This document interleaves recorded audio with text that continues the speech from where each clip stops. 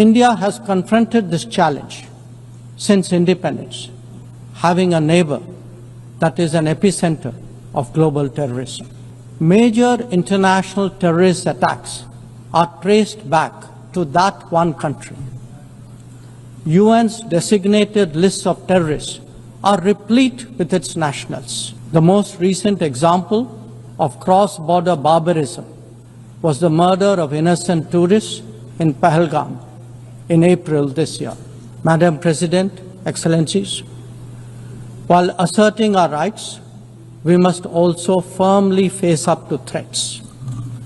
Countering terrorism is a particular priority because it synthesizes bigotry, violence, intolerance, and fear.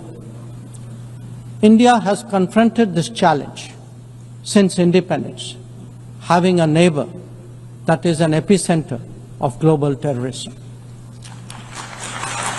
For decades now, major international terrorist attacks are traced back to that one country.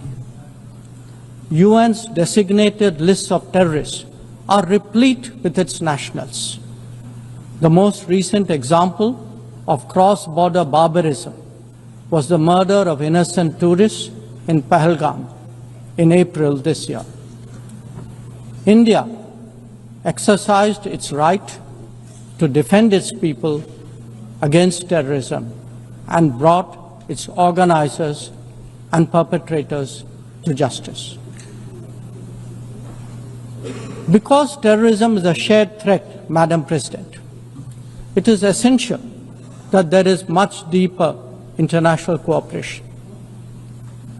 When nations openly declare terrorism a state policy, when terror hubs operate on an industrial scale, when terrorists are publicly glorified, then such actions must be unequivocally condemned.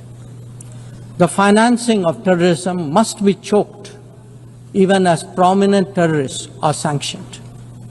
Relentless pressure must be applied on the entire terrorism ecosystem. Those who condone nations that sponsor terror will find that it comes back to bite them. Madam President, an objective report card will show that the UN is in a state of crisis. When peace is under threat from conflicts, when development is derailed by lack of resources, when human rights are violated by terrorism, the UN remains gridlocked. As its ability to forge common ground diminishes, belief in multilateralism also recedes. Central to the erosion of the UN's credibility has been resistance to reform.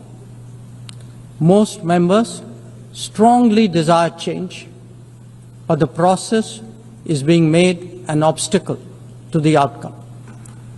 It is imperative that we see through this cynicism and purposefully address the reform agenda. The historical injustice done to Africa should be redressed. Both permanent and non-permanent membership of the Council must be expanded. A reformed Council must be truly representative, and India stands ready to assume greater responsibilities. Madam President, today the predicament of the Global South is especially acute. Bharat, under the leadership of Prime Minister Narendra Modi, believes that it has both a duty to contribute and an obligation to motivate.